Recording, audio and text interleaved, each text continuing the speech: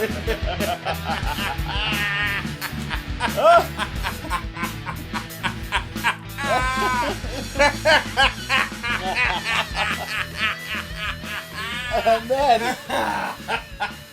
then Jack Frost started nipping at my nose.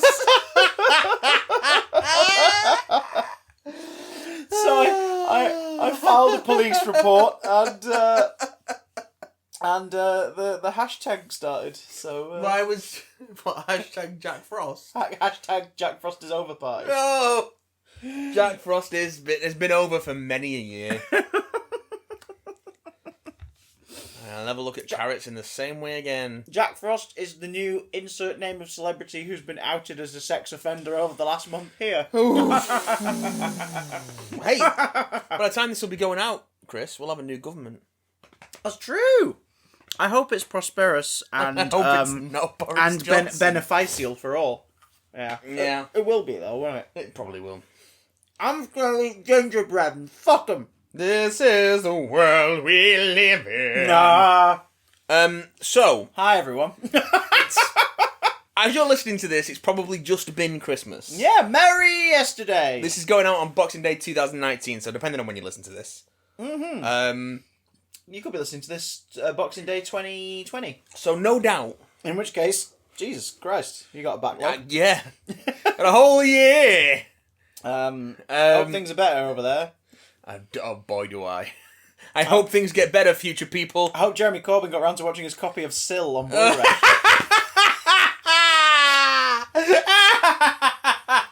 That's a thing. What circumstances led to that? I don't know. That's what I want to know. But when you call something Sill and the Devil's Seeds of Arador, I guess you need to get the publicity out there for it as much as possible so people don't go, what? Oh, God. I need to register for my postal vote because I'm not going to be home during the general election. Yeah, I thought you were going to say you need to register for your copy of Sill and the Devil's Seeds of Arador. No, apparently, as long as I'm campaigning for my political party, I'll just be handed one. Oh!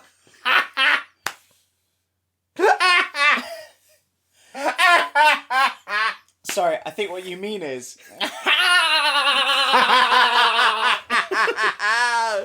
Should we talk about something? I am Chris. Can you tell it's mid-November, Johnson? I am Matt, whose balls are decked with boughs of holly, and oh, fuck it, spiky, Watson. Beautiful. What I love about this is that we're doing, there's two firsts for this Christmas special Big Damn Cast. This is the first Big Damn Cast where we are not drunk. We're not for Christmas. It's not the first Big Damn Cast where we're not drunk. No, we're always stoned for the other Big Damn Cast. Big Damn Cast. We've done the best part of 200 shows. Pissed. Well, this is the first one, mostly just because of our days. We've got stuff on the day we're having to record this that we can't get smashed for the recording. But At that's some fine. point, there might be a point in the recording where I have to duck out and answer a phone call because my car's being MOT'd right now. Jesus. Because I'm an adult. No, but another first. There is a Christmas tree in the room as we record. Yeah, it's not up. It's not up. Before I go into Pantoland, Lucy and I have emptied Christmas from its storage so that she doesn't have to do it on her own. And you can bet I'm going to be tickling my balls with that later. Oh, I hope so. It's got unfurling bits. It's like an umbrella. You can stick it up your arse and then unfold that pipe. It's like a arse brush. Like a fox's penis. It's like a pipe cleaner for your poo pipe. It's a poo pipe cleaner. Festive fun, everyone. But on this Christmas special, we thought that we should talk about Halloween. It's Halloween. Isn't it weird that next year after next, there's going to be 4 movies in a continuity where 2 of them are called Halloween, but the other 2 aren't. But you have to watch them in order. Halloween kills and Halloween ends. Yes. What a load of bollocks. It never will, though. What a load of bollocks. What a load of Halloween. What a load of bollocks. What a load of Christmas. You're terminated, fucker. Do you remember that scene? You're terminated, remember that scene in fucker. Halloween? She says, you're terminated, fucker. You're terminated, fucker. And she kicks Jason right in his glove. It's my favourite one. It's my favourite scene. And then she wakes up. And it's just Dallas. And then John Connor gets pulled into the mirror. Oh, shit, son! We thought, because we've talked about Christmas movies, we've talked about underrated gems, we've talked about like the history of Christmas entertainment. I think Gemma Arterton is the most underrated gem. That's true. I'll back you up on that. She's wonderful. She's bloody good. Let's. Do you know what? Sod it. New topic. This Gemma episode Collins is is the us most just overrated gem. Gemma Collins needs to go and fall into a black hole. And Get in the sea. forever. Get in the sea. And that's not a fat joke. I can say that as a fat man. So there we go. She's just a detestable and very unlikable person who takes up valuable airspace. Think, boys and girls, of the millions of pounds that have been spent on Gemma Collins over the last few years. Think. That Book could up. have funded a return of your favourite sketch show or sitcom, could have funded new dramas, could have funded new projects, could have gone to charity, for Christ's sake. The cure for cancer. Yeah, but instead, on the GC babes! Shut up. Anyway, not that we're angry. I'm not. You are. I'm fuming. I'm fucking fuming. Eat this gingerbread Gemma Collins. Oh, I can't bite into her face. It's covered in fucking Just lick it. contours. Just lick it. Must I? Shall I have this? Shall I eat this? Eat some of it. I'm currently Eat some holding of it this. at least. We're dating this recording. I'm currently eating a gingerbread blush. A gingerbread blush. From Griegs, who don't sponsor us, but fuck me if they'd like to. Yes, bloody please. Yes. The Yes. vegan sausage rolls may be better than the actual ones. Yes. Discuss. Disgust. Well, Done. You just said it all with one sentence. I'm eating it. I'm eating a children in need biscuit. Listen. Christmas specials. Television Christmas specials. There are them. Yeah. There are them. There are a thing. They are things. So there's kind of two types of television Christmas special. Yes. I'm gonna have the other cheek. Oh! The first being, of course, a Christmas themed or Christmas set episode of your standard television show. Be that whatever genre it already is, whatever format it already is, Snuff etc., film. etc. Yeah, Christmas themed snuff films. Well, funnily enough, one on my list. Uh-oh. Yeah. But Okay. carry on. And secondly, there are the made for Christmas specials, which are specific, usually standalone things that are made for Christmas. So things like the Star Wars Holiday Special, which we talked about We celebrate a couple of years back. Our day of peace. You know, the Rankin Bass stuff. Our day of heart. Okay. Rest in peace, Carrie. Please. I hope you do. You deserve it. You fucking deserve it. You had a fucking hard time. And you were brilliant. I mean, she had to kiss George Lucas for that bit in Hook. Oh. What? That's them, the couple that when they fly past. Oh no! And that couple that are kissing on it's not bloody London Bridge. Everyone calls it London bloody Bridge. Which bridge is it? The one near Westminster. Why was she kissing George Lucas? It was them in a cameo. They're the couple who are randomly kissing and they start to float in the air. So there you go. Also, that pirate who hook bollocks in the first scene, the one who proper singles out. Yeah. Glenn Close. Yes. In I didn't know prosthetics that. and a beard. That's weird, but okay. It's really weird, but it's extra weird when you know it, because when you watch it, you're like, that's clearly a female voice. That is a female voice coming out of that pirate. That pilot. Hook.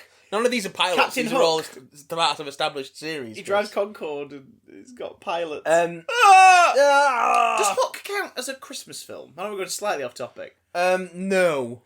It's set around Christmas time. You can have... I guess. Christmas is up in Wendy's house when they visit it, and it's snowing everywhere. It's as much a Christmas film as Die Hard, so I guess, yeah. Fuck yeah. We're adding it to the list. It's on the list.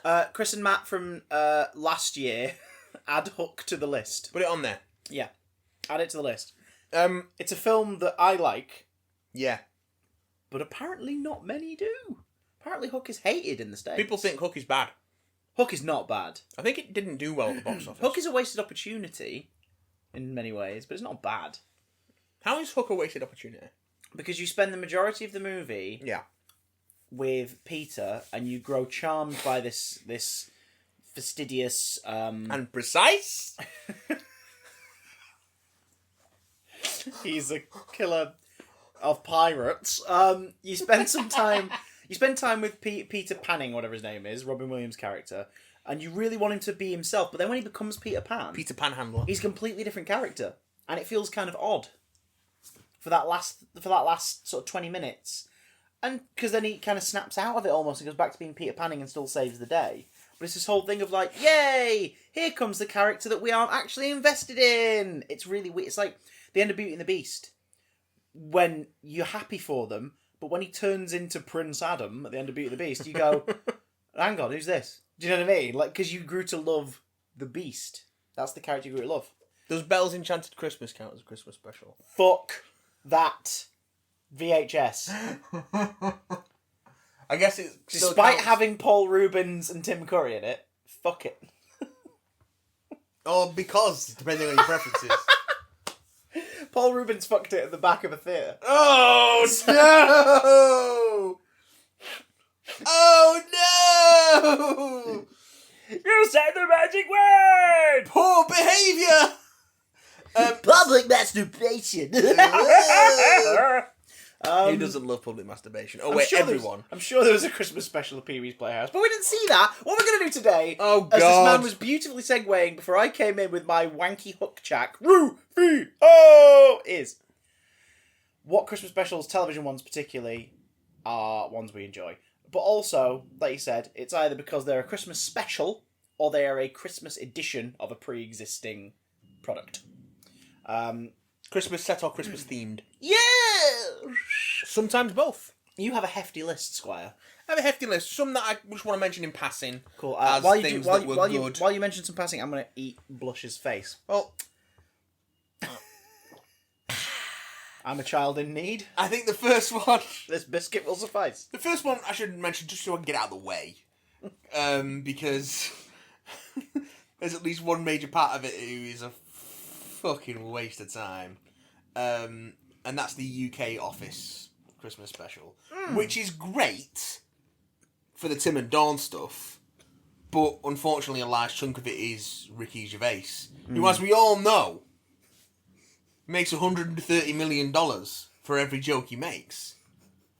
Which is why his net worth is $110 million.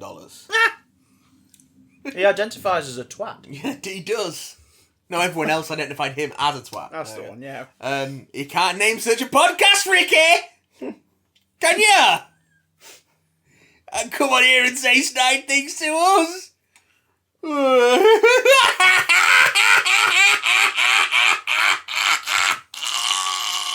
God, he's here! Quick! You appeared. Hit him with that tree! Get back, Gervais! Yeah, the UK Get back, you twat! The UK Office is simultaneously more and less charming than the US Office. Because it focuses a little too much on David Brent and...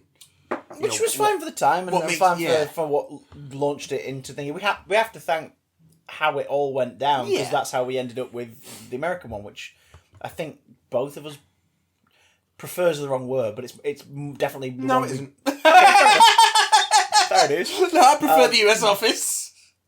Because the US Office got to expand on the stuff we loved about the UK one and really got us the rest of the invested characters in the titular office are actually characters. Yeah. And have things to do. Yeah. Whereas the actors in the original one, like, sort of, only about 4 of them kind of are given significant things to play with. And they got to draw out the Tim and Dawn stuff with Jim and Pam a bit. But the reason that this is, a beloved Christmas special is because it is the sort of resolution to the Tim and Dawn It's stuff. the end of the Office, is it? Because it was 2 seasons and then 2 Christmas specials, wasn't it? Yeah. That played out on, like, it was like Boxing Day and New Year's Eve or something like that. Was when they went out or something. But this is the one where she's at the Christmas party and she leaves with a boyfriend, like sort of unwillingly, and then comes in all teary and smooches good old Tim. Lucy Davis gives Martin Freeman a big old smackaroo, and it's lovely. Yeah, and that sort of I remember that going out actually. It's enough to overshadow the obnoxiousness of Ricky Gervais.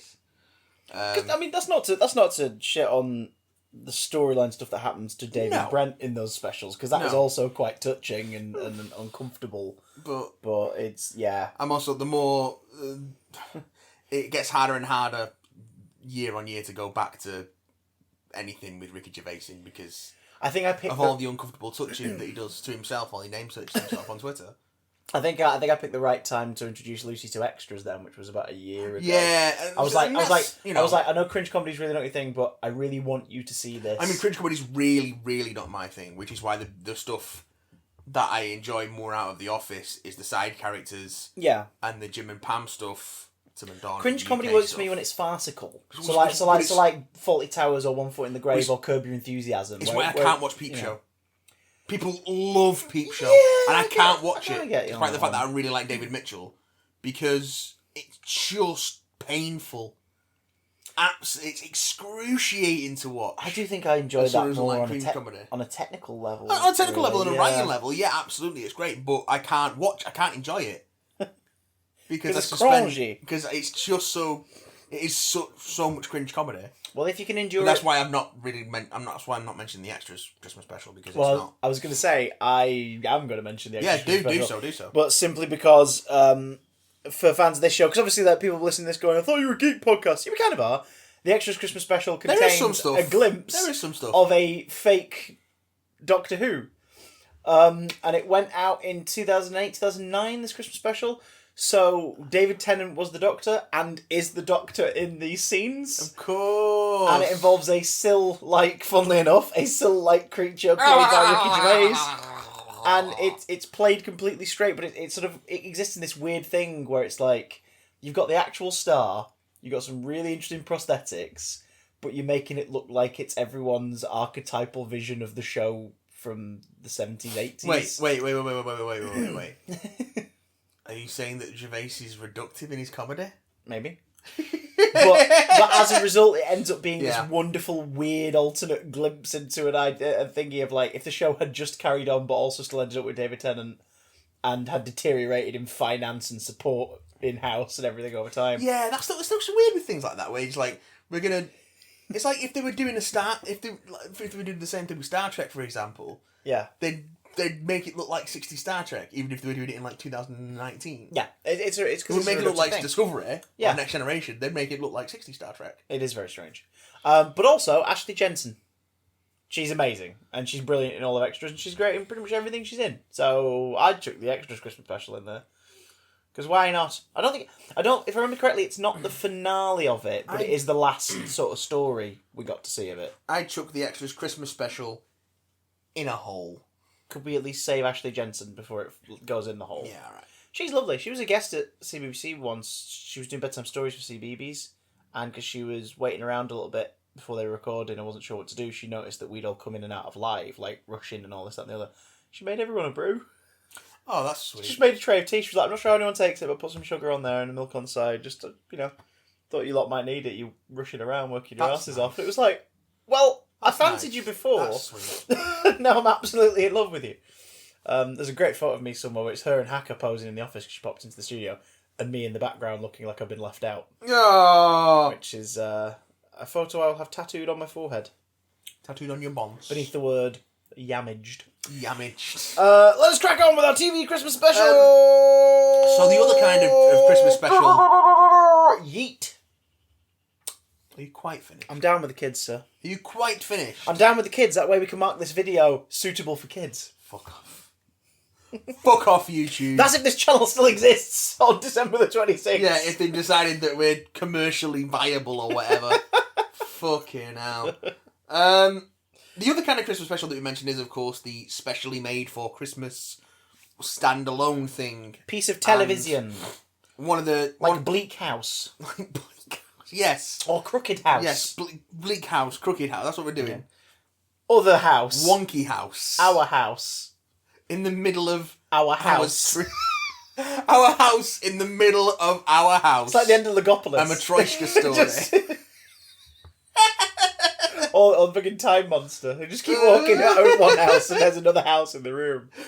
Like, our house in the middle of our house. In the middle of our house. It's the community theatre version of Our House the musical, but they can only afford the one house. They can't afford the street. So, our house.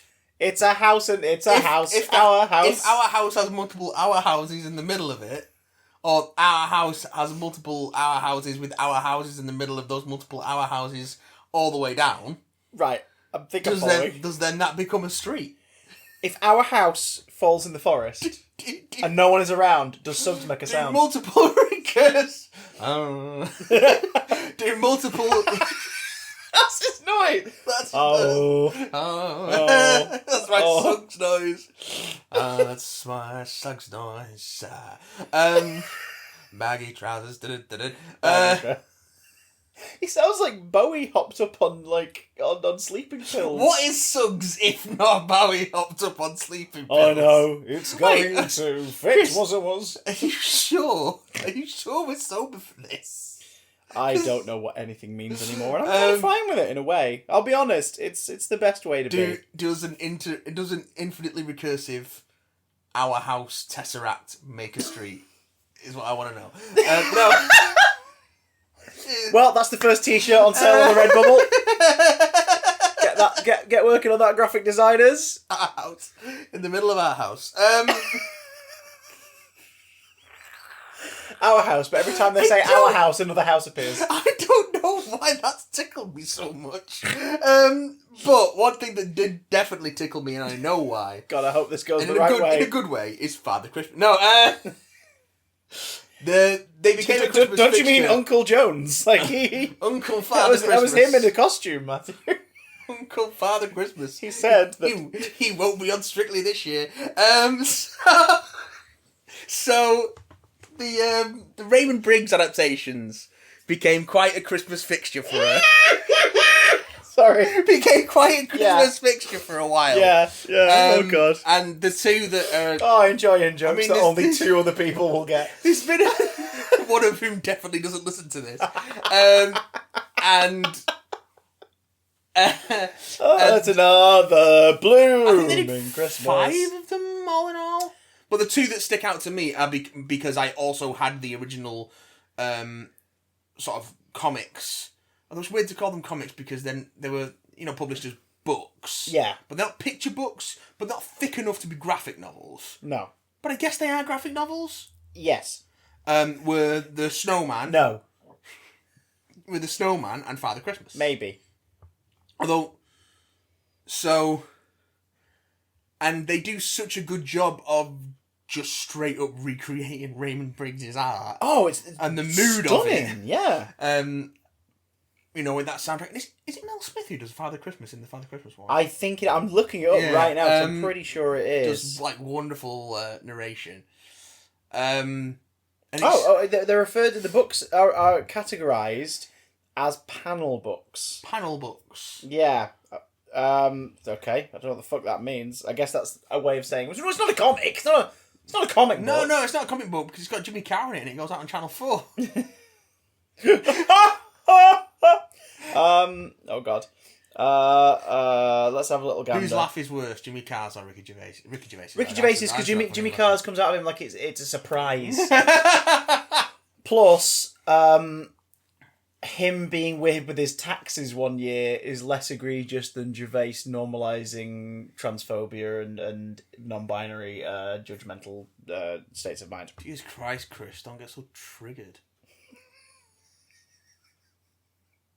Sorry, Donald Trump Jr. Sorry, did I...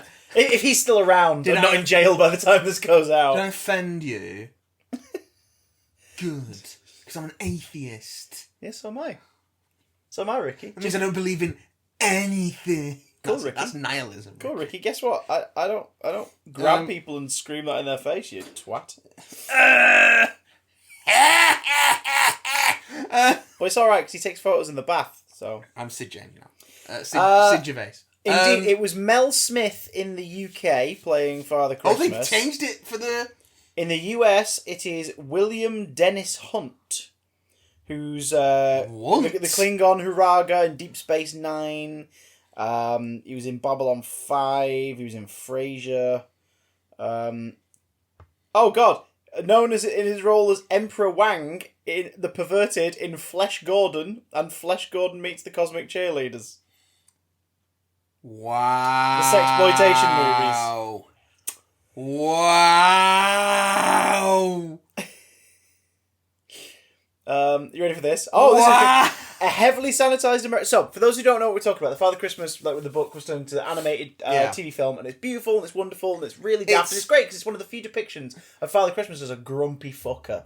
It's like, so fun. Like, avuncular and grumpy. Yeah. Like, he's like your fucking begrudgingly dragged out every Christmas granddad. Yes. Yeah. But he loves everyone. The most famous word, like the most common used word in it is the word bloomin', which is basically Raymond Briggs' way of, in the thing, getting him to swear without ever swearing. Bloomin' chimneys. Like, because I mean, one of the song is the big song is like for another blooming Christmas. The American version. This is my first time reading this. Oh God! A heavily sanitized American version was produced, and it's not exactly risque. Let's be fucking honest. The most notable change is that Father Christmas was revoiced by William Dennis Hunt, became much jollier, so that'll be in the delivery, and all 75 by Father Christmas, one by a child's voice in the song, instances of the word blooming were replaced with merry. Scenes where Father Christmas gets drunk, overeats, dances with chorus girls and suffers a hangover were removed. Also cut were a few candid moments showing the builder's bum, like whenever he bends over and you can see his bum poking out. So basically they just removed all the charm from it. Yeah, they removed all the sort of, I like that one because it's about him being a bit grumpy. They removed all the grump. Because he is grumpy, but it's also fun. Yeah, nice and warm. It's like a warm hug of a little short animation. It's good. It's really nice. It's bob on. It's exactly what it's 26 minutes long. Channel 4 went out. Universal own it on home video, so that'll be the DVD version. But it is part of the Raymond Briggs cinematic universe. I can't wait till they do the Christmas version of When the Wind Blows. Because this was a Well, this was a 1991 cartoon, and it is a spin-off / mid-equal to the 1982 adaptation of the 78 book, The Snowman. It's a lot more maudlin and sort of sentimental than Father Christmas. Yeah, it's also a minute shorter, so that their caveat for that is, don't worry, we'll traumatise you for one less minute. Whereas Father Christmas is between them, it doesn't feel like that. The animation, I know, right? The animation of Father Christmas is so accurate to the style of the books that the fact that the two specials are 9 years apart, they look like you could box set them, and they look like they were made at the same time. Especially because at one point they cross over. Yes. Father Christmas appears in The Snowman in a scene, and in Father Christmas, we see that it's the same night as that story, and it is the same Father Christmas. It's not a separate thingy. The great thing about... I don't remember this effect so much from The Snowman, from Father Christmas, sorry, but in The Snowman it does feel... It feels like all the pencil strokes are in motion. Yes. The whole time through. God, it's beautiful. Yeah. It's really, really nice. But it is, even though they do cross over, they have very different tones. Like Father Christmas is, fun and is grumpy and sort of irritable but still lovable. Whereas there's a sort of melancholy underlying in the Snowman because with the inevitable loss of the titular snowman. I've just found some real fun fucking trivia for this as well. Alright, maybe with some fun fucking trivia. Okay, so there was a stage version of the Snowman. Yes. Which again, the basic story is boy builds snowman. Snowman comes to life. They have lovely adventures. He flies with the snowman to the north, a few places, but to the North Pole. They have a party with like Santa and the reindeer and smells all the snowmen in the world. And all's great, and all the snowmen are there and having a ball over time. And then he gets back, and the snowman sort of like starts to melt, and then he melts. And goodbye, snowman. And we've had a wonderful time. And Alan Jones sings. The exact beautiful words. Song. It's gorgeous. But again, melancholy. Oh yeah. Like as nice as it is as a package, it is. It ends with the titular character melting and going away forever. But it's also presented with... He dies. It's also presented with framing live-action narration. Well. From... Well. Okay, alright. So, hit me with this. Video game version, by the way, for the Spectrum, Commodore 64 and MSX. I bet that released 2 years later. I bet that looked fucking great.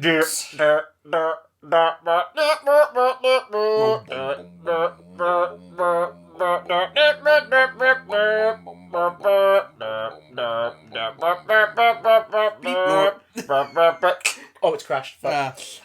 Quick, type out the 64-digit code to start it up again. There's been a stage version, of course. Yeah. There've been reissues of the book based off of the back of the popularity of the animated one, which has used the sort of the animated one's like famous poster art and stuff as I was born in cover. 88, so that's probably the version I had. It's entirely true. Now, the animated television special is the one we're talking about. Scored by Howard Blake, except for the song "Walking in the Air," which is the only instance of words being used in it as well. That's something that's beautiful about this. The Father Christmas has got dialogue. Yeah. Well, it's more monologue than dialogue, but yeah. But that's what's beautiful about this one is that it's you know, it's told in silence. It's told through visuals. And it's not quick and slapsticky and fast paced, and it still holds up today. You can show it to kids now and they'll be completely Well, we did. We got both the Father Christmas because it's Father Christmas goes on holiday. Oh, and there's Snowman. There's also Snowman and the Snow Dog, but we don't have that one. I don't know why they didn't come as a set. We got them for... Who voices him for Father Christmas Goes on Holiday? Oh, you mean the books? No, they did that in the thing as well. There's a televised one of Father Christmas... Oh, God, they've not listed it. Oh. Unless they... Might be a different animation. Unless they rope it into Father Christmas and do him as one, maybe? Maybe. And that's why it comes as a set. I know he goes away at some point during it, because he... So they rope him... He gets all flirty. Flirty. They put them both in. They put them both into Father Christmas. Nova blooming hard on. Oh! So the animated version. So the opening narration to it... Yeah. Was because there was narration at the top end. I remember that winter because it had brought the heaviest snow I had ever seen. Snow had fallen steadily all night long, and in the morning I woke in a room filled with light and silence. But it's not him originally, you see. The whole world seems to be held in a dreamlike stillness. It was a magical day, and it was on that day I made the snowman. And that's your introduction. Now. Alternative beginnings. Yeah. After the initial showing on Channel 4, and in its initial showings on television in the United States, an alternative introduction was sometimes used. Instead of Raymond Briggs describing in voiceover how much it had snowed that winter, while walking through the field that morphed into the animation of the same landscape, David Bowie was shown reciting a different speech after walking into the attic of his childhood home and discovering a scarf in a drawer, and then telling the same story. That's the version I grew up with. Yeah. That's the version I've got. Now, that you probably had... When as a kid, did you have it to hand? I didn't have it as a kid, but I'd seen it as a kid with the narration. So the DVD you've got now has the Bowie DVD I've got okay. is the Bowie version. So the version I had the version I had was taped... the version I had was taped off the telly, and it had the Bowie introduction. Yeah. But we got hold of a VHS copy at my dad's eventually, which... has the Raymond Briggs narrated introduction. Now, apparently,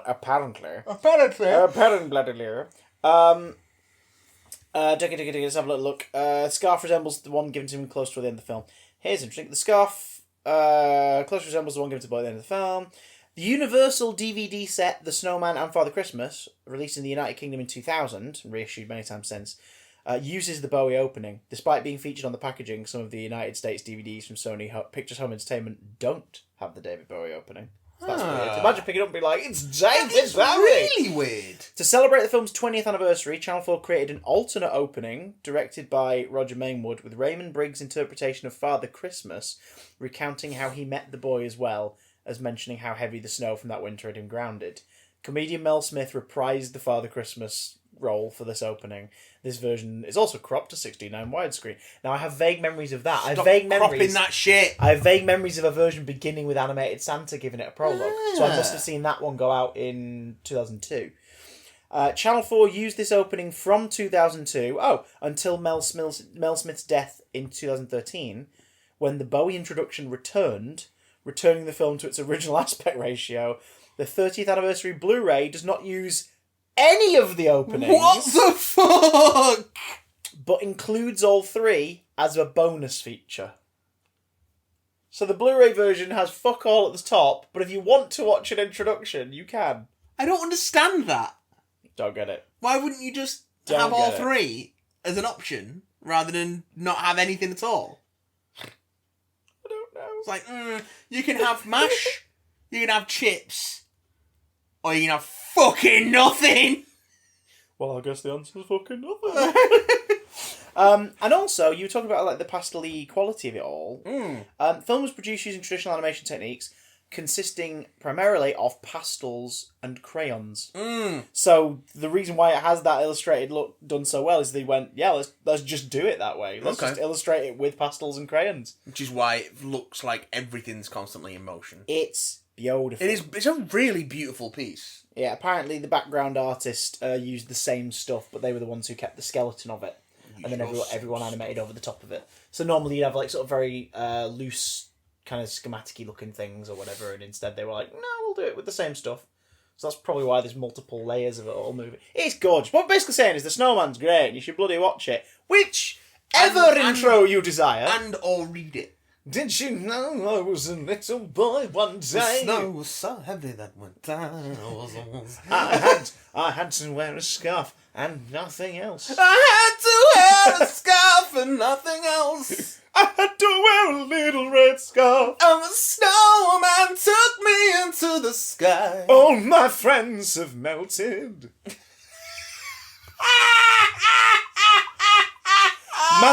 I told my mother and she said the snowman melted because you touch yourself.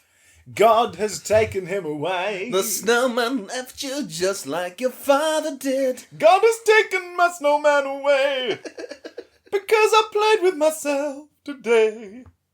Why are we bad people, Chris? Well, we're not the worst people because we could be living in Royston Vasey. One of my favourite TV Christmas specials of all freaking time is the League of Gentlemen Christmas special. This is from, if I remember correctly, it's either 2000 or 2001. It's between series 2 and 3. Yes. And you don't need to have watched any League of Gentlemen to understand it. But you do need to have watched some League of Gentlemen for your life to have meaning and purpose. Yes, but plus it does help for a few little nods and references that occur throughout it. Set between the second and third series, it features Reverend Bernice Woodall, closing up the church on Christmas Eve, only to be accosted 3 separate times by residents of Royston Vasey who have a horrible tale to tell lest they be driven mad. Oh, similarly to the structure of Charles Dickens's classic A Christmas Carol. Well, albeit that, but also very heavily inspired by the trilogy of terror. Because this is League of Gentlemen. It's a comedy, but it's not necessarily a laugh-a-minute thing. It's a, I shouldn't be chuckling at this kind of thing. It's the first episode of the League of Gentlemen TV show presented without a laugh track, which then continues on to Series 3 and the specials year from a couple of years ago. I think that's part of the reason why this series, the third series, feels so much darker. I love the third series so freaking much. So good. But I know it has its detractors, because they're like, it's not sketches anymore. It's like, yeah, but isn't that interesting? It's evolved. Isn't that interesting that these characters are so well defined that we can have, suddenly the show has, episodes are about one character, and there's a subplot to give you a little sketch element. Like, if you really want it, here's a little subplot that runs alongside it, or here's a one-off character we meet once. And there you go. But the Christmas special is an hour and a bit long, and Bernice is visited by Charlie, who confesses a horrible dream he's been having, which results in his wife Stella getting involved in some naughty antics. Voodoo. There's a cult of voodoo using female characters from the town of Royston Vasey, which results in one of my favourite fucking gags in the whole thing. Because she shows up and it's the password for it is Stella hits the buzzer and this voice goes, password please. She just goes, prawn turst. And it's the weirdest delivery because like Reece Smith Stella never talks like that. So it's like, is this Stella's posh phone voice? Like, what a weird choice. But also, if you find the Easter egg on the DVD menus, a game of Hangman appears. If you type in prawn toast, you get to the Easter egg. Fucking hell. But then she shows up to the meeting and they're all wearing like the white plain masks covering their faces, which is great because it means for the first time the show's run, you have a shitload of characters played by the same actors in the same scene because obviously you've got other people standing in for them. Oh, God. And the Easter egg is that scene without the dubbing. And it just sounds really weird. Yeah, it's really good. But Stella rocks up and her mask is Postman Pat. And they're like, the mask is not necessary. Remove it, please. She's like, oh, sorry. They saw Spider-Man, so... It's just this fucking wonderful thing. The second story, this old bedraggled man comes to to relay the story of an encounter with vampires he had in Berlin. In Duisburg in the 70s. So you get a hair lip story. Of course you do. Leave Duisburg tonight. Steve Pemberton and Mark Gatiss get to play some really horrific prosthetics in this. It's great. And then the last story, Dr. Chinnery has to confess the reason for all the fatalities in his job as a vet is due to a curse placed on his family 4 generations prior, and we go back to Victorian London and learn the story of the previous Chinnery's term at Boothby. Was it something Boothby and Canker? And we learn of the curse of the monkey's bollocks. It's so good. Boothby Purview and Canker, I think it is. But it's like. But it's a make-up treat. Like the stuff they get to play with in this is wonderful. Because there's 2 period stories, one in the 70s, one in Victorian London. But also the wraparound of Bernice suggests that there's something else going on, and her hatred of Christmas stems from a specific incident, which rears its ugly head in the closing minutes in true Trilogy of Terror style. Like, here's the horrible thing to wrap up the story with. It's so dark and uncomfortable.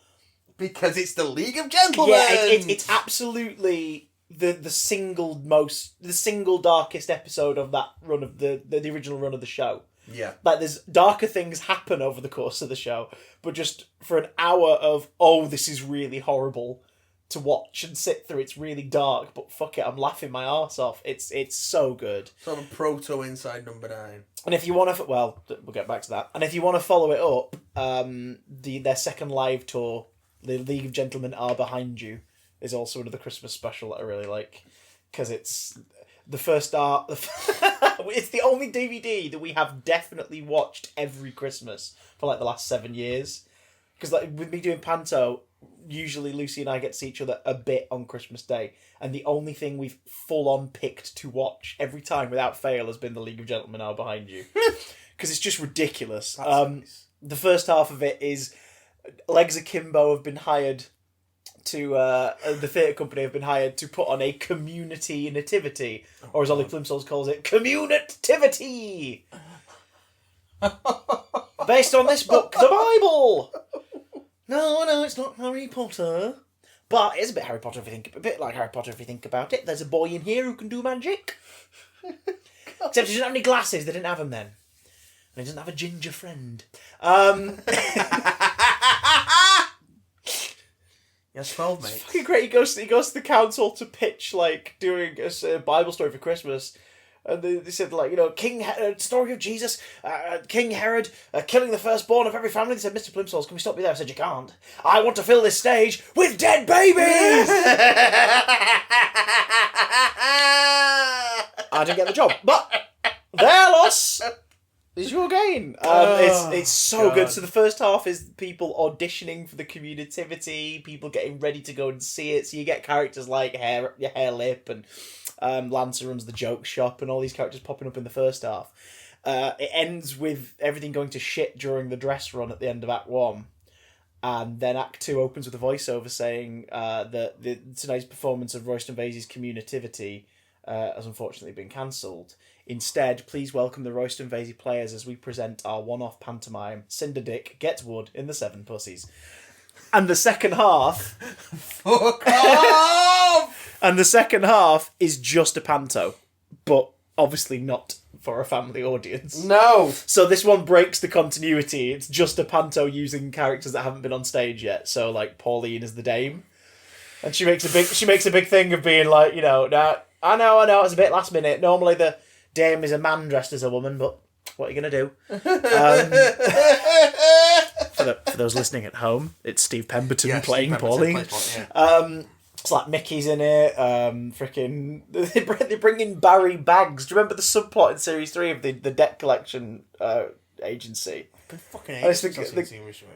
Steve Pemberton plays this like grossly overweight guy who fucks up on getting the take back from the customers, and it's one of the most uncomfortable finishes because they go back. Him and Mark Gatiss' character go back to their boss, who's this guy called Lisgo, played by Reece Shearsmith, who basically just beats the shit out of him with a belt and tells him his shit, and that's the conclusion of it. And it's like, oh my god, like there's no follow up. Oh no, the thing he's like, right, and then the next day there's the old woman who owes him a fiver, and he just rugby tackles her, and that's the close of that joke. But it's like, it was one of the saddest, darkest ones they ever did. Yeah. So Barry Baggs and Lizgo appear in the panto half of the live show. And in the commentary they say it was sort of our way of giving Barry a bit of a happier sketch to be in. Yeah. Because he's a nice character, he's just shit at his job.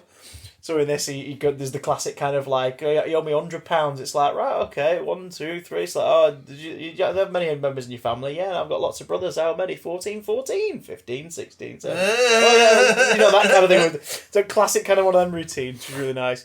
Chinnery appears, so we get some gross animal shit going on stage. Good. Of course, Tubbs and Edward.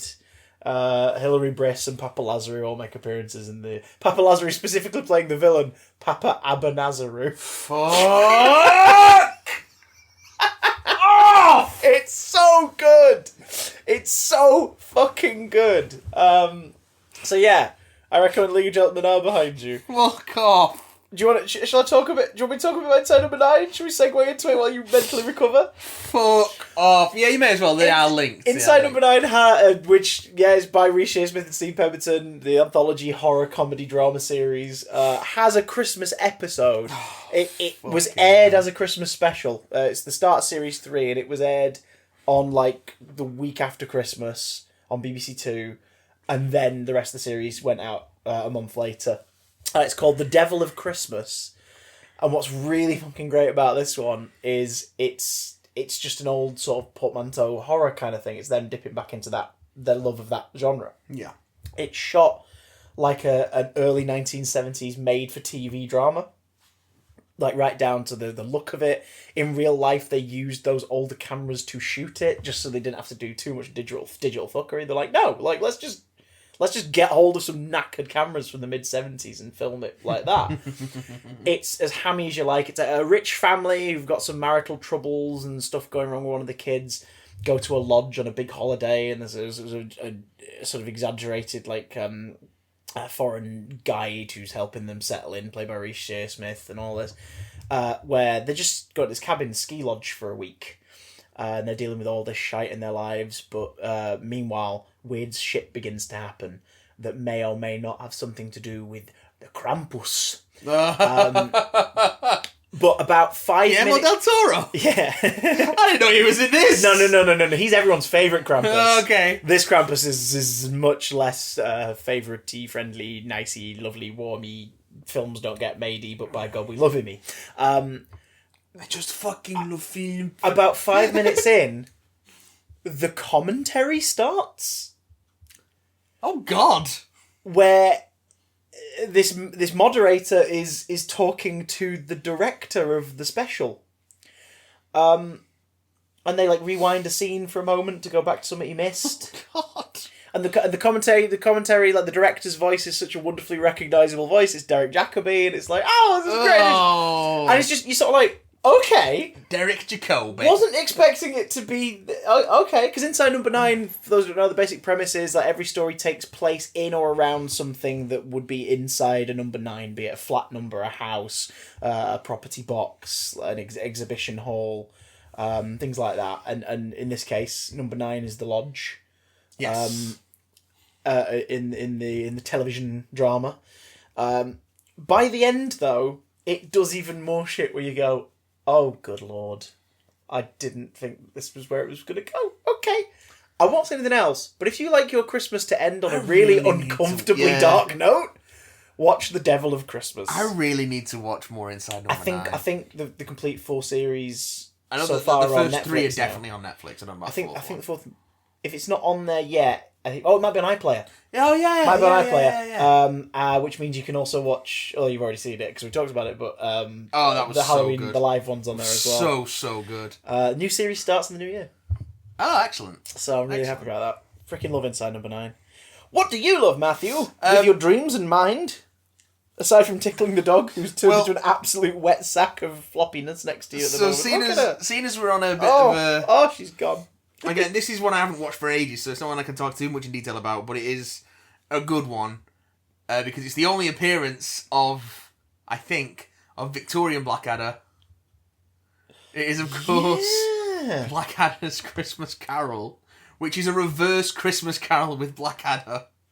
Was making the sort of pushover, milksop, super nice Victorian Blackadder into a real mean cunt. Oh, Blackadder's Christmas Carol is amazing, and it's because of that inversion. Yeah, it's really smart. It's the only time we meet an Edmund who is a nice person, and then it's also the idea of doing a backwards Christmas Carol is kind of neat.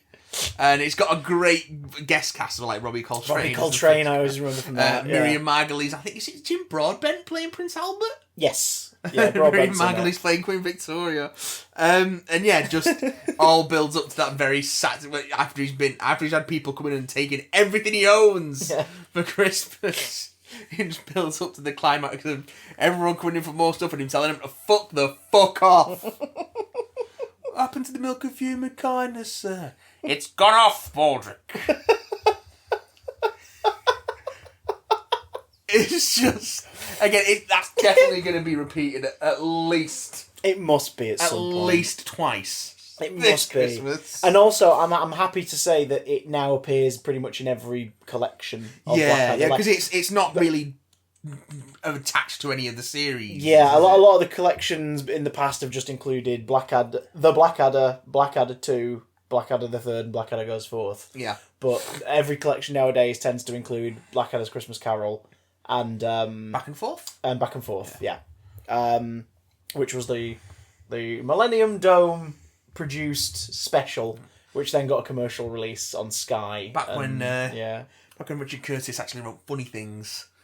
Instead of overly sentimental. Hey, come on! He wrote Vincent and the Doctor, which is overly a wonderful piece of drama, it is. But was also probably written over 10 years ago. So come on, Richard, get back on your horse. Look at his horse. Look. Fuck off. Also, I think we need to just briefly mention it to address the elephant in the room. Oh, the missing elephant in the room. Oh, shall we say? Two things. Oh, we've already talked about Doctor Who Christmas specials before. Not all of them, but some of them. So we're not going to touch on those for too long. But we are going to talk about briefly the fact that remember the Feast of Stephen, the only Christmas episode in the original run that's now missing and will almost definitely never be recovered. Because it's, I think, the only episode that they've turned around and said, there's definitely not an extant copy of this knocking around. And the most we've got is those grainy stills with the audio for that last bit. As Billy Hartnell. And a Merry Christmas to you at home. It is deadly, very Merry Christmas to you at home. Like the absolute director-defying fourth wall break. It's like episode 7 of Dalek Master Plan. So it's literally just a breather episode in the middle of that. Yeah, so in the middle of it, we get an episode set, and it's a Christmassy setting, and there's shit going on, and then at the very end, the Doctor brings out like a tray of, it's like Bucks Fizz or champagne or something, or mulled wine, and who's in the TARDIS at this point? It's Stephen and Sarah Kingdom. Sarah Kingdom at this point. Is Katerina in the TARDIS? No, Katerina dies in like episode 3 or 4. Oh yeah, Katerina's in the first sort of half of it. Yeah. And Sarah's in the second half, and then she get bumped off in the next story. Sarah dies at the end of Dalek Master. Oh Christ alive! So yeah. But at least she gets a glass of champers. Yeah. And Will Hartnell said he wanted to say something. He wanted to and of course this is back in the day where they had a time limit. They had to record and get out the studio by a certain time, and they were already pushing it. And also, you can't break the fourth wall. Yeah, the director said, please don't do that, because it's just a light entertainment show. This is a drama and a children's and family show, so don't do that. And Will went, okay. And then on the take, fucking turns to the camera and says, and incidentally, a Merry Christmas to you, all of you at home. And takes a sip from his drink. And they didn't have time to redo it.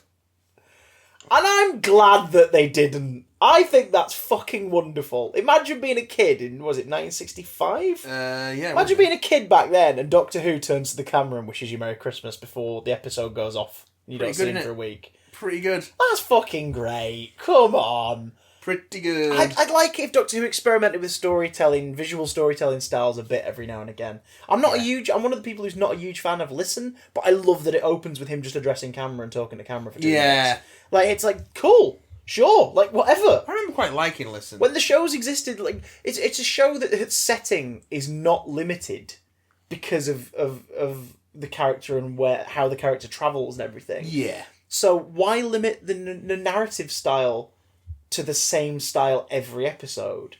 Chuck in something a bit different every now and again. Yeah. Why not? Why not? Why the fuck not? Why not, indeed? You know. So I'm glad that racist old bastard wished us all a Merry Christmas. Yeah. Me too. Woohoo, my boy! Me too, Christopher. Hashtag me too, my boy! No! Woohoo! No! Do you remember when they rebooted him and he was a sexist? Oh, fucking hell.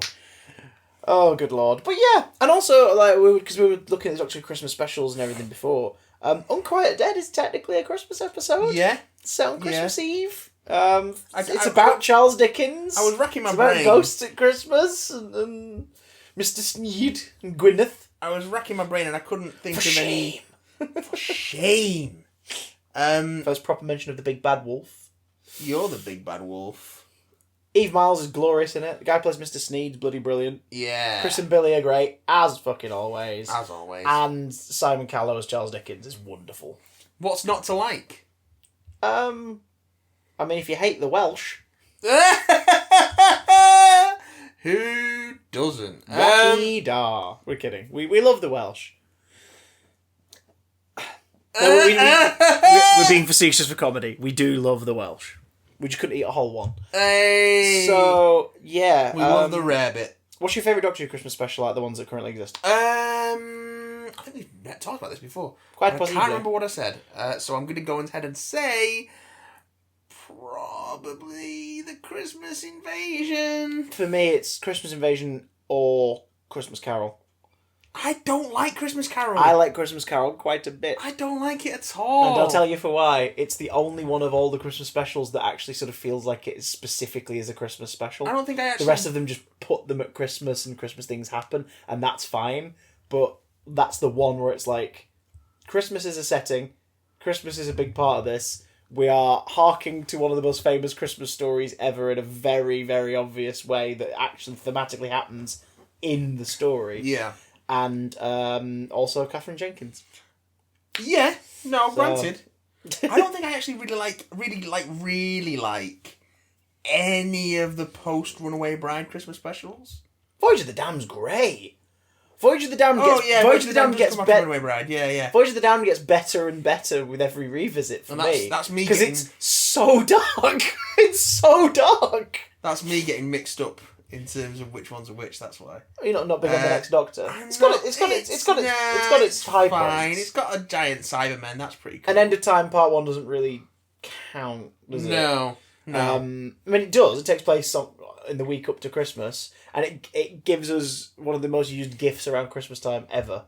Bernard Cribbins as well with his reindeer thing. I mean, that is quite just good. Take those off. No, I shan't. It's Christmas.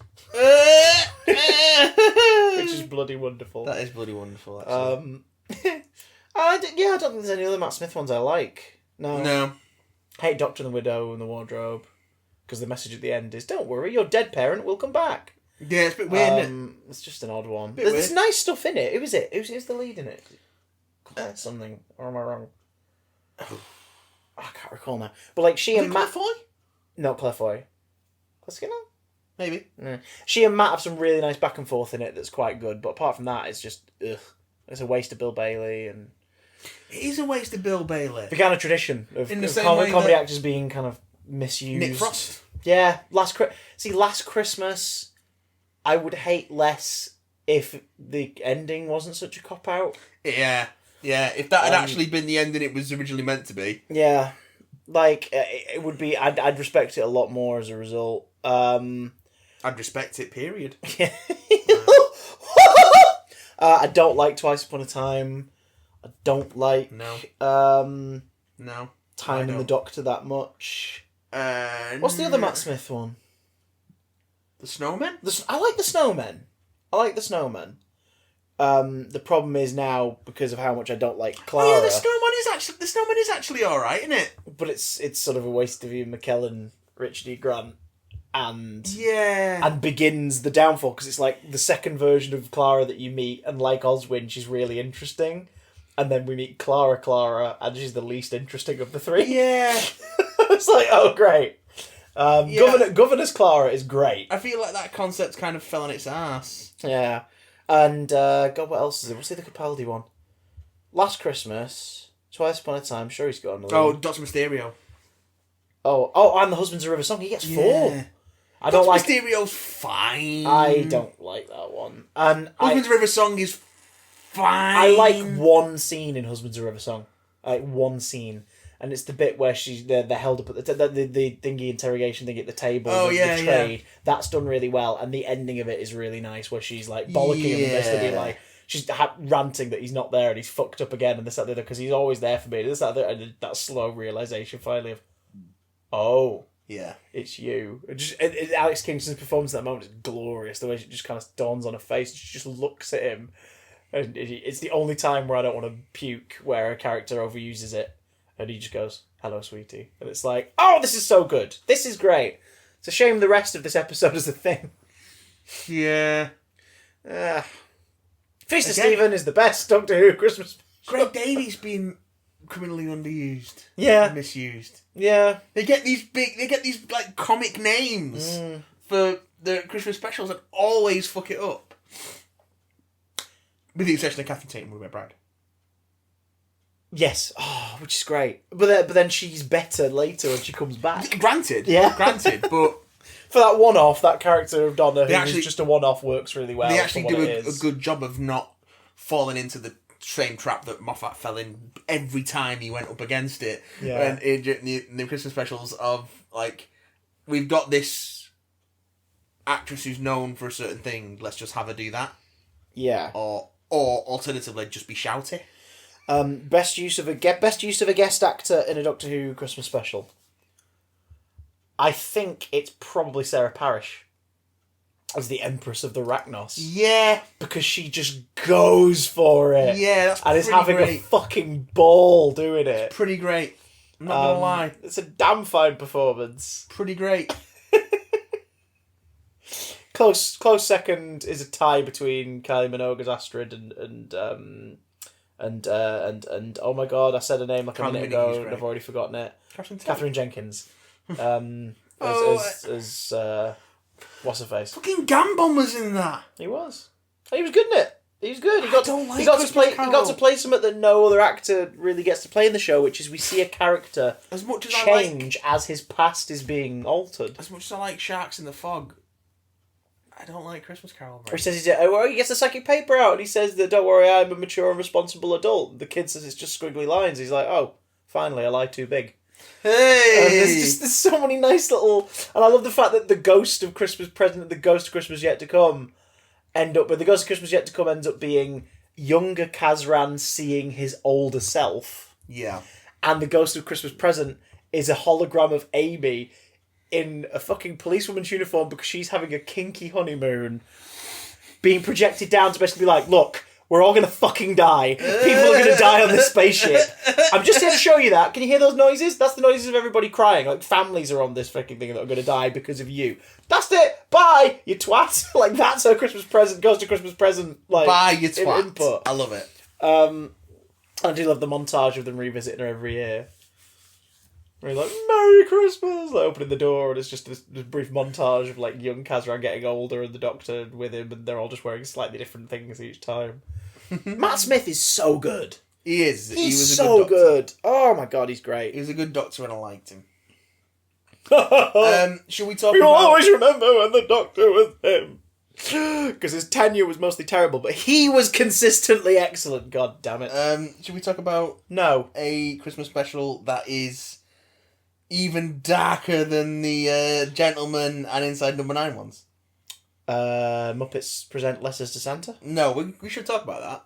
I've never seen it. Here's my entire thoughts. It's pretty sweet. It's a pretty sweet Christmas special. Is that all you've got to say about the Muppets Letters to Santa? It's like an hour long. It's one of 2 Christmas specials they made for TV. The other was A Very Muppet Christmas. And they're both really cute. They've got lots of lovely things in it, like Whoopi Goldberg's in one. Oh, that is sweet. Mel Brooks voices a snowman in one of them. There's a bigger focus on characters like Pepe and yeah, it's early 2000s made for TV Muppet stuff on ABC, which you can get on DVD here in the UK. I highly recommend them. Sounds good. You can have a Muppets Christmas movie night with the Christmas Carol and those two. Treat yourself. There you go. What's the darkest one on your list, Sonny Boy Laddie Jim Holes? The darkest one on my list? Absolutely it is. Black Mirror White Christmas. Right. Nothing is ever too dark when it's got a lovely slice of ham in it.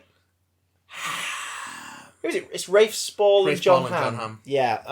In the first anthology episode of the anthology show Black Mirror, because we get another one. We get the Black Museum a few seasons later as an anthology I one. haven't seen. It's very good. I'm really behind it's got, on Black Mirror. Letitia Wright in it.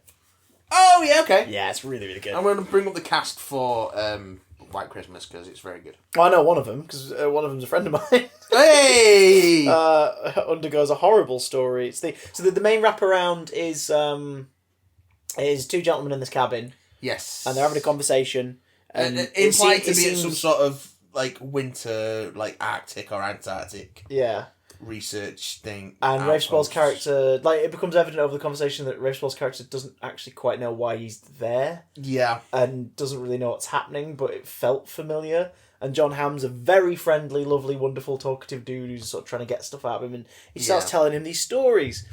Without spoiling it too much, you realise by the end of it, the whole thing is kind of a procedure, something leading to getting some answers. But the stories, as it turns out from the ending scene, it's implied very heavily that the stories were all true. They weren't all made up. One of which is the one I was talking about is John Hamm's career is basically like a... He's a pickup artist. Pickup artist. But a pickup artist that goes with you on your dates. Yeah. And whispers advice into your ear. Yeah.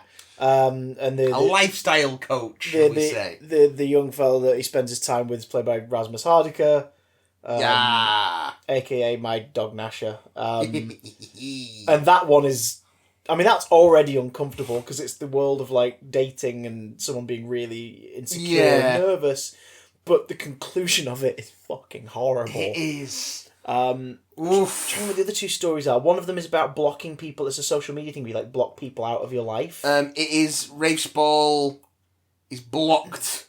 You have it where you can be blocked by someone and because everyone's now got these ocular implants, you are literally blocked and muted from their field of vision. Yeah. You just appear as a... blur, and they hear a very faint, muted, kind of muffled sound. And vice versa. Yeah. And he's blocked by his wife, and then she has their daughter. Yes. And he can't see his own daughter until his wife dies, and then that reveals something, which I'm not going to get into. Yeah. Because fucking hell. Fucking hell. What's the third story? What was the... the third one is not... It's not so much a tale. It's not so much a self-contained. It's sort of explains the idea of the pill, and it's like the little thing that you put a version of like an AI copy of your consciousness, which then can rule your house. Yeah, and it's very, and that was one of John Hamm's jobs. Before this, was he extracted and created the AIs and trained them. That was fucking... Yeah. Woof. Yeah. It is brutal. It's tough. It is really brutal. It is tough. It's also the first story sort of in it that makes nods to other Black Mirror stories, because there's this whole thing of people going, oh my god, did they have a shared continuity? And it's like, Charlie Brooker said, no, but as a TV programme, we happily make references to other episodes. Yeah.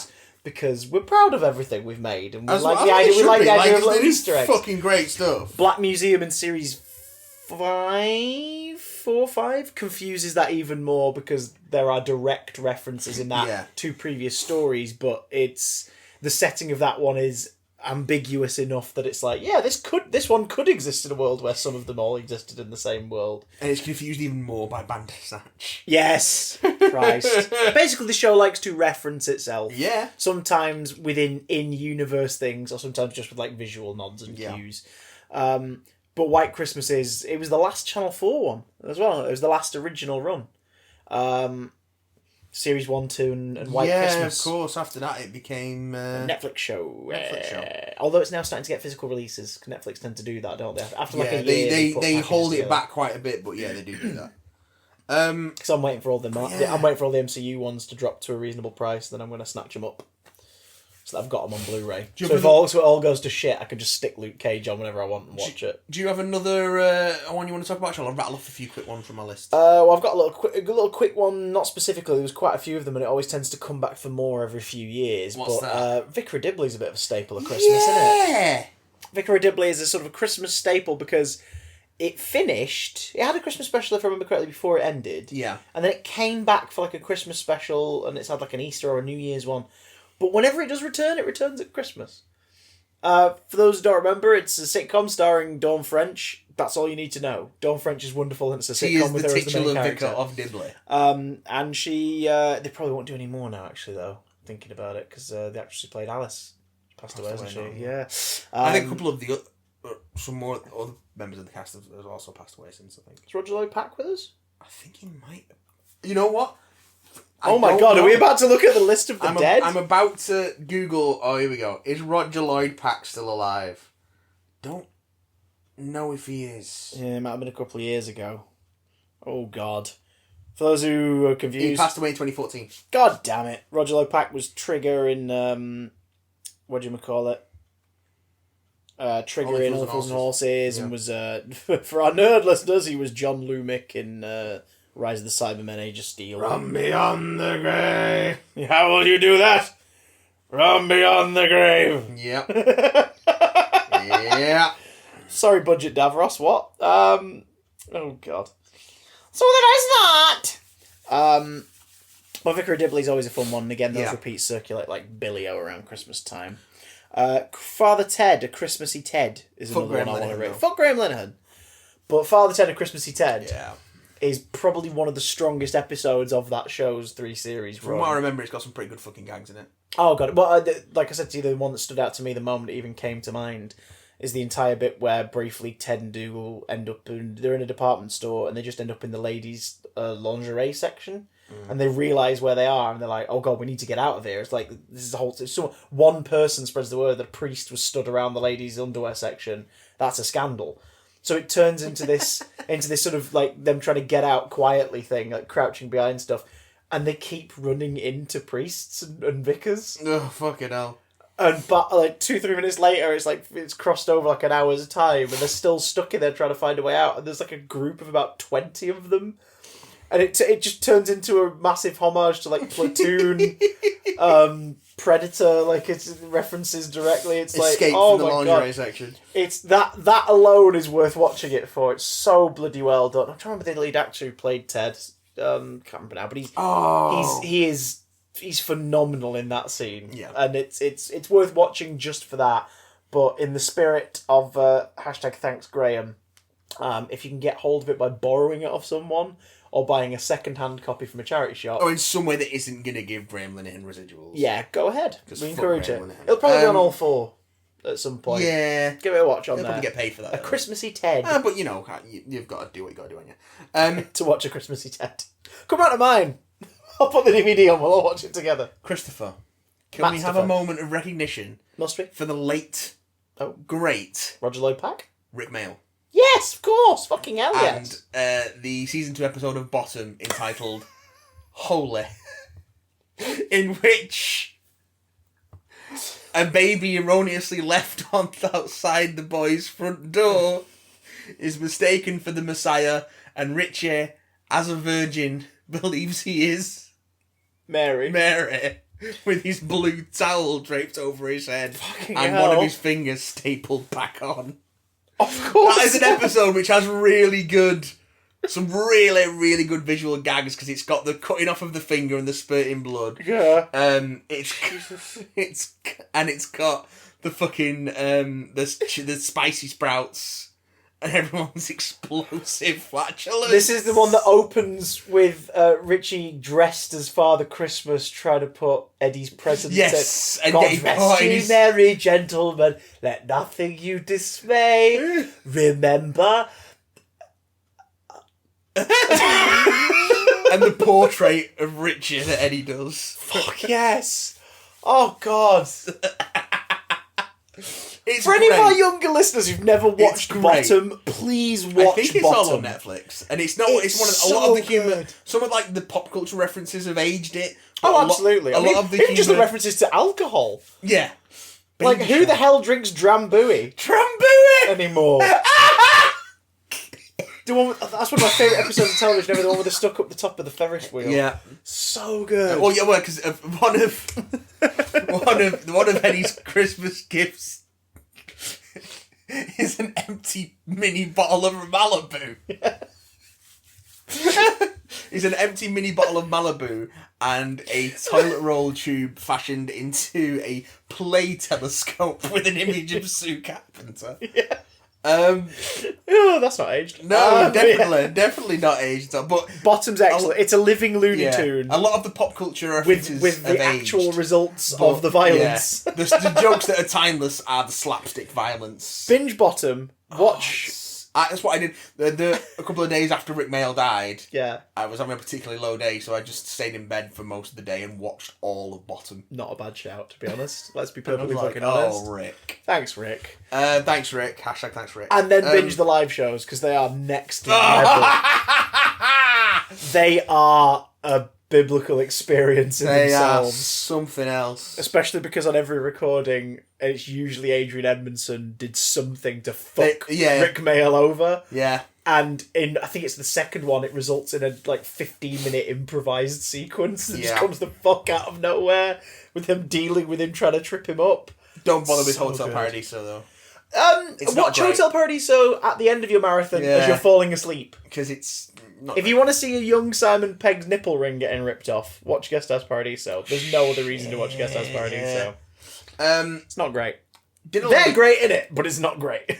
Another late great comedy great. Great. Victoria Wood. Dinner Ladies. Had a wonderful sitcom called Dinner Lady, which also was a very early vehicle for Maxine Peake. Yes. And that was a great little sitcom about a sneak peek, if you will. Hey. That was wonderful. Peaked early. No, she didn't. She continued to. She didn't. Their episode of Black Mirror is amazing as well. Which was she in? It's the one with the dogs in series. Oh, well, not seen it. It's in black and white, if I remember correctly, and it's really fucking violent. Not seen it. The entire premise of it is basically just those robot dogs that you see videos of. Oh, okay. Yeah, them. Oh, okay. All right. Fuck. They learn. That's the premise. Oh God. And here's where we are 5 years after that learning began. It's like, oh shit. It's really horrible. So, Dinner Ladies was a great little, very British sort of. Oh, very British. Studio sitcom about a bunch of ladies who worked in an office canteen. And the second season had a couple of episodes that fell around Christmas. And what's nice about it was sort of the sort of. It was the Tim and Dawn moment for the Victoria Wood character and Tony, who's the manager of the canteen. Yeah. And sort of their relationship sort of kicking off, but has that middle cliffhanger where she's like, "Oh yeah, I'm married," which of course in the second part you find out she's separated. Yeah. But she's got like. It was that whole thing of like, oh God. It is, and it has a happy ending, and they end up both going to Scotland to spend Christmas with Tony's family, and it's nice. And it's also that perfect British sitcom thing of it's 2 series, 16 episodes total. Yes, yeah. You get it in a box set. It's great watching, and it's got lovely. It's just so Victoria Wood, Julie Walters, Thelma Barlow, Andrew Dunn, Shobna Gulati, Celia Imrie, yeah. I think it was one of Shobna's earlier gigs. Wasn't it? She was in one of the soaps, wasn't she? Corrie, I think she was in. was Yeah, post-Corrie. she was Sunita in Corrie. I think it was pre-Corrie. Was it pre-Corrie? Pre-Corrie. Dinner Ladies is 98 to 2000. What was she in before? Because I recognised her when she was in Dinner Ladies from something else. Let's have a little I'm gander. sure I did. Let's have a little look at it. She's also another actor who's been wasted in Doctor Who as well. Yeah. Let's see, one episode and then done. Yeah, trying to look at she's the filmography. great. Career, let's have a little gander. Yeah, of course it was, a springboard for Maxine Peake. Because when you go back and watch it, like, oh, Maxine Peake. No, Dinner Ladies was her first big gig. Oh, maybe it was after. She was in the she's the dancer in the video for Bow Down Mister by Boy George. Oh, that's definitely not that. That's her first notable credit. Maybe it was a retroactive thing then. Dinner Ladies did get repeated a lot in the mid-2000s. Yeah. My exposure to it was mostly in repeats. That was probably UK actually Gold. when I was first exposed to it then. Yeah. Maxine Peake, Duncan Preston and Anne Reid as well. Yes. Round out the cast. Yes. Such a great little sitcom. But yeah. Dinner Ladies is great. It was one of those things where you go back and watch it, you're like, oh, Maxine Peake used to be a lot chubbier. And then it's because Victoria Wood was like, yeah, not, do what you need to do, but if you want to get taken more seriously as an actress, unfortunately, you're going to have to shrink down a bit. Yeah. And she did, and now she's taken very seriously as an actress. So it's kind of like, meh. This horrible thing It's a horrible thing too. Which is amazing because it means we get to see her in lots of things. Yes. Which is, I mean, there is legend is that the theatrical world in Manchester will collapse if Maxine Peake isn't in at least one show in a Manchester theatre at one they've changed time. artistic directors at the Exchange now. Oh, yeah. So She'll show up somewhere. although Hope Mill. Of course there is 3-minute theatre. the Manchester Royal She's Exchange. reading the phone book in the bottom of Affleck. The Manchester Royal Exchange Theatre. You know West Side Story's coming back. They're doing another one of the West Side Story thing here, but they cast it in London. Oh, fuck off. Fuck the fuck off. It's not touring. Hate that They're not shit. touring their production of it. It's a run at the Exchange in early 2020, but they're casting it in London. Last week, I'm sure there was a call for a commercial that would be shooting in Manchester in a few weeks' time, and I was like, Casting in London? I can't actually do that because I'm on a job, so never mind. But one glance at it, the casting is like today in London. Yeah, it's like fucking fucking hell. Anyway, Fucking hell. this one's a we weird want one. authentic, and they wanted authentic regional accents as well. So they wanted people from Manchester. Yeah, I had one for Bolton regional accents, which had a London casting as well. Like, so you want Bolton regional accents, and you're filming in Bolton? Here's a tip: Cast it in Bolton, you fuckers. God damn it! I know the Oxygen's being refurbed at the moment, but there is still stuff going on in Bolton. Hey, it's alright, as long as the job goes to Maxine Peake, it'll be fine. Yeah, it'll be fine. Fucking hell. Two more I want to touch on. These are both going to be kind of... A one-woman production of West Side Story, starring Maxine Peake in all roles. I mean, I'd watch it. Yeah, it'd be interesting. So one of them is that this has become so ubiquitous at Christmas. Ubiquitous, I can no longer separate actual Morecambe and Wise stuff from their regular shows from their Christmas specials. Yeah, because not all the Christmas special materials are Christmas-led things. But repeats and compilations and documentaries that are so focused around, because they are a regular fixture at Christmas across whatever channel has got the rights to it that year. Yeah, over for years BBC repeated all their specials and then they stopped doing that, so Channel 4 or Channel 5 then were like, right, well let's get hold of the ITV ones and we'll start showing them. And I think Channel 5 the last few years have done a thing where they've shown like a documentary about the Christmas specials with a compilation, and then afterwards they've shown like one or two of the Christmas specials in their entirety. So Morecambe and Wise and UK Gold dip into it as well. Morecambe and Wise are always on TV at Christmas. Yeah, so it's not. And long may that continue. They did do many Christmas specials, but it's like we looked it up. It's like 8 at the BBC and like 7 at ITV. And it's not their Christmas special. It's just them. Yeah, they are a Christmas special now. You know, Eric and Ernie give me that warm Christmassy feeling, regardless of whatever the context their spirits is. touching you. They're just coming like, oh, hey, what do you think of it so far? It's Eric's thought on the afterlife.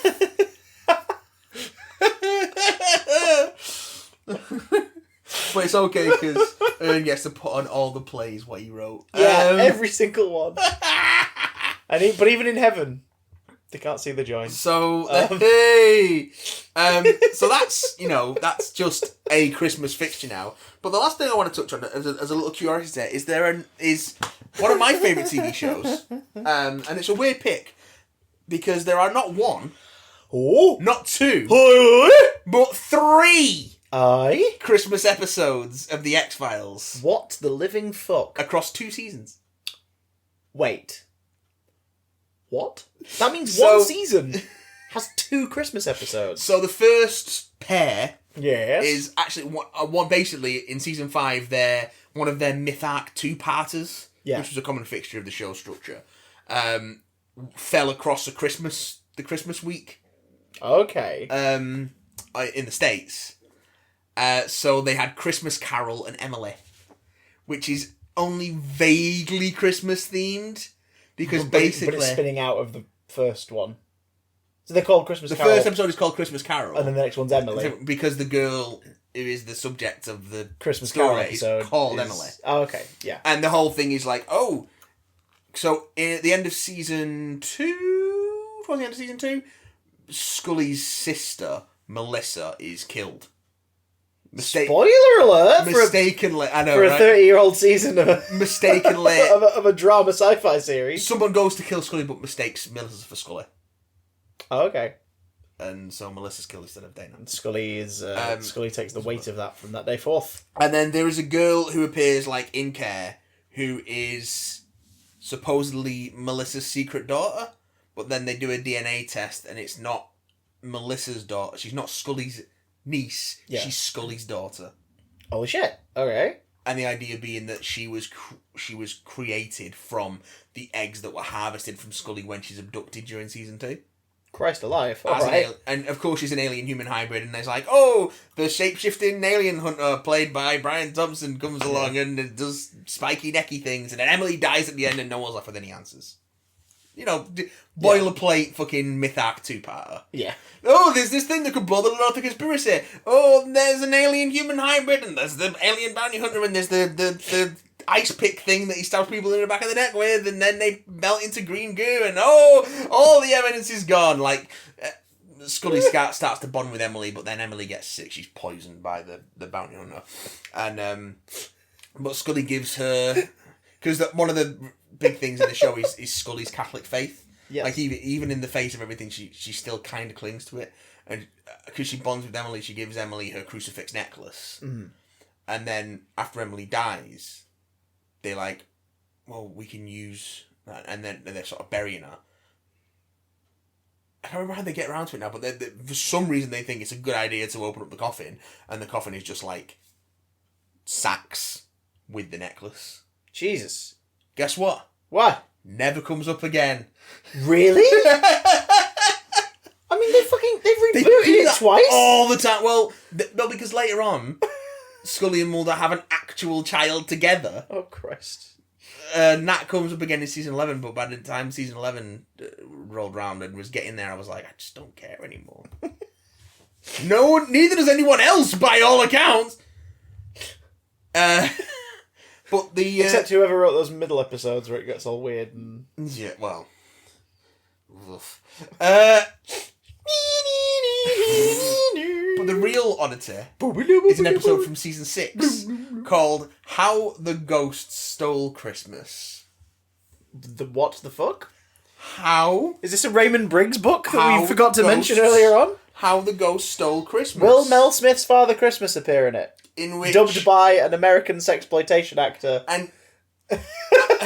Has anyone... It'll be another Merry Christmas. As anyone Why does he knows, sound so mad? As anyone knows who has watched The X-Files and is familiar with it, as the show went on, the sort of peppering of more comedic episodes in with the more serious stuff became more and more prominent. Yarb. Because the show was never afraid to take its supernatural subject matter either very seriously or with a very tongue-in-cheek approach. Ow. Sometimes both in the same episode. Yeah. How the Ghost Stole... that kind of peaked in the 6th season, which is the first season that they moved away from Vancouver and filmed in LA. Yes. And they threw a load of money at it. Yeah. It was the first post-movie season. Yeah. It's like, this did well. Yeah. Let's invest in it. So for How the Ghost Stole Christmas... 7 years into its production. I know, right? This is... Mulder and Scully investigate a haunted house. Ooh. And almost get tricked into killing each other by being possessed by the mischievous spirits of a couple who murder-suicided there. They murder-suicided and now they're mischievous? The spirits of the couple are played by Ed Asner and Lily Tomlin. Oh! It's okay. a weird episode. But it's also... They've got the smallest... It's the smallest cast of any episode. Right. It's 4 actors on one set. So it's essentially a stage play, but with special effects. Okay. And it is... I'm game. I like the balls on them for going, yeah, make this really straightforward. It's We're going to trust that our audience are invested enough that they will go on this weirdly muted ride with us. But it's the idea is these 2 young lovers do a lovers pact in 1917, and and then they've spent all that time with each other in the afterlife and kind of gotten sick of each other. So they play tricks on fucking other people to sort of to sort of pass the time. And it's just the idea that the whole plot is resolved, spoilers, when the 2 ghosts have tried to fool Mulder and Scully into thinking that they've shot each other. And then Mulder and Scully are like, hang on, we're not actually shot, we just think we're shot and bleeding. And then it's like, oh well, you got us! End of episode. It's weird. Nothing says Christmas quite like an assisted murder-suicide. Christmas specials are weird. Christmas specials are fucking weird. I wanted to mention those X-Files ones, not because they're good, but because they happen. I mean, How the Ghost Stole Christmas is fun. A lot of season 6 is fun, but not necessarily very good. So, season 6 of most shows. Yeah. It's not till the second half of season 7 that the series really starts to go downhill, and then season 8 and 9 are just like, fucking hell. Not Robert Patrick's fault. No, I hasten to add, and also, who was it? Robert talks like a freaking mobster in a gangster movie, Patrick. And Mimi Rogers comes in as well. Not their fault. Not their fault. You're only saying that because you're scared he's going to come after you and liquid metal your ass. Polish sausage. That's the thing he keeps saying in one episode. He's very insistent that it's not a hot dog, it's Polish sausage.